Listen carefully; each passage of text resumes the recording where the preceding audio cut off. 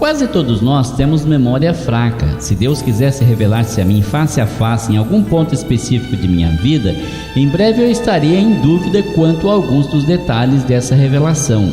É como os sonhos que temos à noite. Muitas vezes você sonha, tem aquela impressão forte e quando desperta lembra direitinho. Uma semana depois já não se lembra direito de todos os detalhes. E com a passagem do tempo, toda lembrança do acontecimento dessa revelação acabaria quase desaparecendo. Talvez eu pudesse relembrar vividamente certas porções dessa revelação, mas estou certo de que os detalhes ficariam confusos e não seriam dignos de confiança.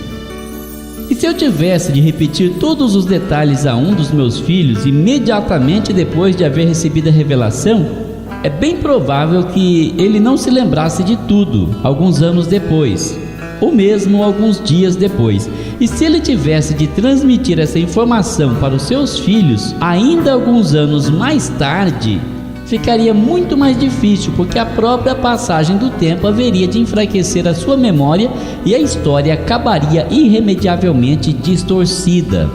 Como é fácil de perceber, esse método de transmitir a revelação de Deus não é muito confiável. As tradições orais dos homens, aquelas histórias que passam de uma geração para outra, geralmente vão se modificando à medida que são contadas de geração em geração. Assim sendo, é claro que esse método de aprender por tradição oral a respeito de Deus e dos seus propósitos não é fidedigno. O nosso grande e sábio Deus mostrou-nos o seu amor através de suas provisões em nosso favor.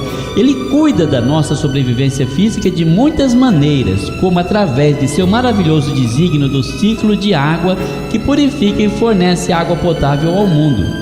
Não menos admirável é o seu método de renovar o oxigênio da atmosfera.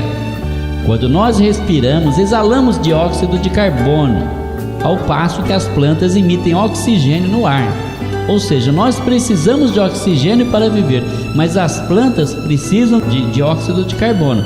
Elas respiram esse dióxido de carbono e expiram o oxigênio, que é tão importante para a nossa sobrevivência. Inalamos o oxigênio liberado pelas plantas e elas absorvem o dióxido de carbono. É uma troca que nós fazemos, com o qual elas manufaturam os seus próprios alimentos.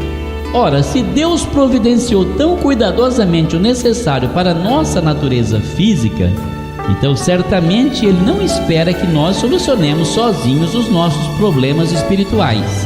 Sem uma revelação da sua parte, o homem natural nem ao menos notaria sua condição de importância e a sua necessidade de ajuda. Para compreender por que era necessária uma revelação por parte de Deus, nós precisamos saber o que significa o vocábulo revelação em relação a Deus. Esse vocábulo significa que Deus revela ou desvenda às pessoas aquilo que elas não poderiam saber de nenhuma outra maneira sobre Ele e sobre os seus propósitos. Não se esqueça dessa definição, bem como das outras palavras-chave que vão nos ajudar a compreender esta lição sobre as Escrituras, a revelação escrita de Deus. Visto que Deus é grande e amoroso e que o homem precisa tão desesperadamente de ajuda a fim de resolver o seu problema de pecado, já poderíamos esperar que Deus dissesse claramente ao homem quem Ele é e o que Ele quer que o homem faça. Além disso, é perfeitamente lógico que Deus haveria de garantir que essa revelação fosse protegida a fim de que as pessoas pudessem ter esse conhecimento sem distorcê-lo de maneira alguma.